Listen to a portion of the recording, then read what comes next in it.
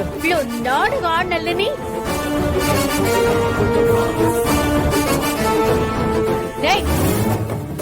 இனிமே நான் ஓட்ட பந்தயத்துல கலந்துக்கவே மாட்டேன் தானே நீ எனக்கு சத்தியம் பண்ணி கொடுத்த. அப்புறம் எந்த தைரியத்துல நேத்து நீ ஓட்ட பந்தயத்துல கலந்துகிட்ட?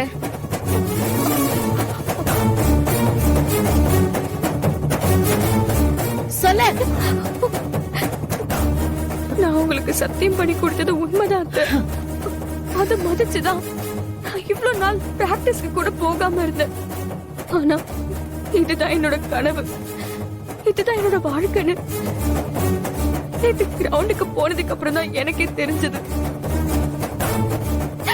நான் ஓடுறதை எவ்வளவு மிஸ் பண்ணிருக்கேன்னு அப்பதான் தெரிஞ்சது. நிறுத்து உன் நாடகம் எல்லாத்தையும். இந்த நடிப்பு எல்லாம் வேற யார்கிட்டயாவது வச்சுக்கோ. என் வார்த்தைக்கு மரியாதை கொடுக்காம ஓட போனல, அப்படியே போய் தொலைய வேண்டியதானே. எதுக்கு திரும்பி ஏன் வீட்டுக்கு வந்த? ஆண்டி, நான் நேத்து உங்ககிட்ட அவ்ளோ சொன்னேன், நீங்க யாருமே நம்பலல்ல. பாத்தீங்களா, எல்லாரையுமே முட்டாளாக்கியிருக்கா. உங்களை போய் ஏமாத்திருக்காளே.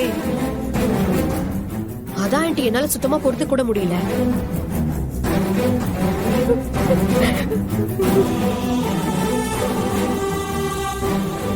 என்ன முட்டாளாக்கிட்டல நீ. ஒன்னு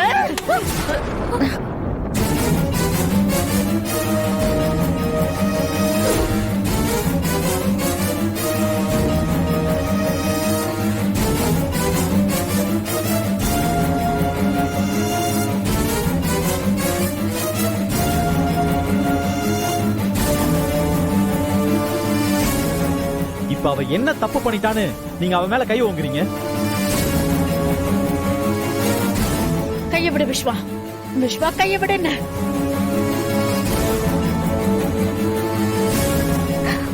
ஏ இந்த குடும்ப மானத்தை வாங்கிட்டு வந்து நிக்கிற அது உன் கண்ணுக்கு தெரியலையா? அன்பரசி நேத்து காம்படிஷன்ல கலந்துக்கிட்டு ஓடுனதுக்கும் உங்க குடும்ப மானத்துக்கும் என்னமா சம்பந்தம் இருக்கு?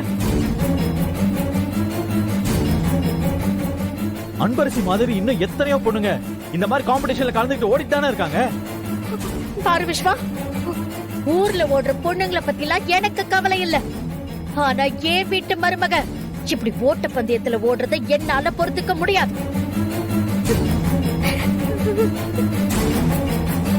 அப்படி இருக்கிறப்போ நேத்து வீட்டுல நாங்க எல்லாரும் இங்க இருக்கோம், ஃபங்க்ஷன் நடந்துட்டு இருக்கு.